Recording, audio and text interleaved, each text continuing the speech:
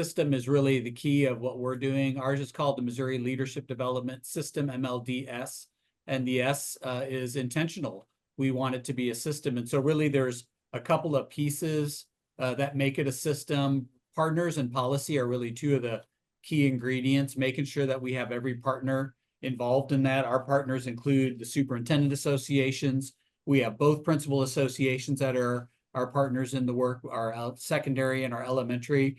Teachers associations support it. Our school boards association support it. Our higher ed is involved in it and has a role in it. So really anyone who has a stake in principal development and support is a part of supporting this overall system.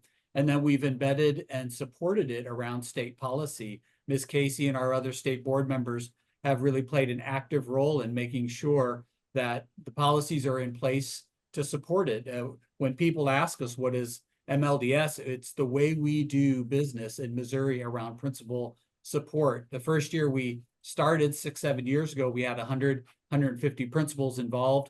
This year we're close to 2,000, and we're pushing for our total number, which is 3,500 principals and assistant principals.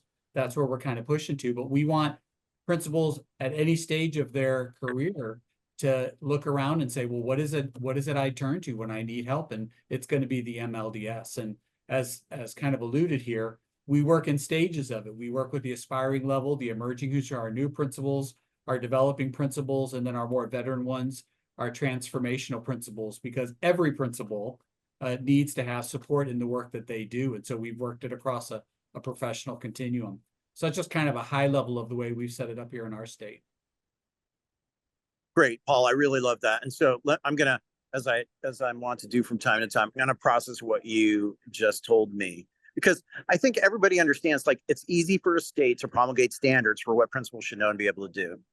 It's easy for states to accredit or certify principal preparation programs and training programs. But a lot of times, if you simply leave it to just those two actions, you'll get a highly variable result. And I think what Paul is saying is that states can step up, not by themselves, not in spite of everything around them, but actually as conveners and partners with everybody around them to say, you know what, we need to pay closer attention. Yeah, having the standards is great. Yeah, accrediting training programs is great, but let's do more, because the other thing I love about this is they get these principals together to interact with each other. A lot of times principals will interact each other at the district level. But to get them interacting on a broader level, learning from each other, sharing problems of practice, sharing, things that they're doing, how they're reacting to new state, initiatives or, challenges that may be surfacing in their areas. I mean, I think it really represents a very holistic and, like we've been using the word, systemic and systematic approach to what's happening. Great. Well, so I'm going to turn. Yeah, go ahead, Paul. You want to add something? A final thought on that. I think standards are aspirational. That's what you're shooting for. That's what you're trying to do. Right. The practical steps you take along the way, and that's where we spend all of our work, working with principals across states. How do you get to where that aspirational standard is kind of calling you to?